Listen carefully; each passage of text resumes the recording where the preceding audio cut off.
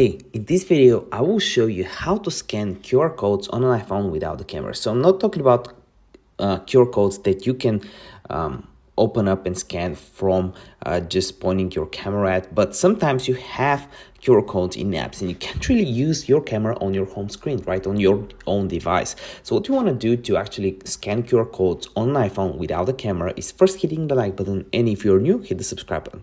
Next thing you want to do is just do a screenshot just like so, and then you want to head over to your Photos app, click on that specific photo, and you want to click that QR code or barcode at the bottom right corner. From there, you want to click on the QR code, and understand it is a crypto address. If it was a link, I would have been able to visit it, and that's all you have to do.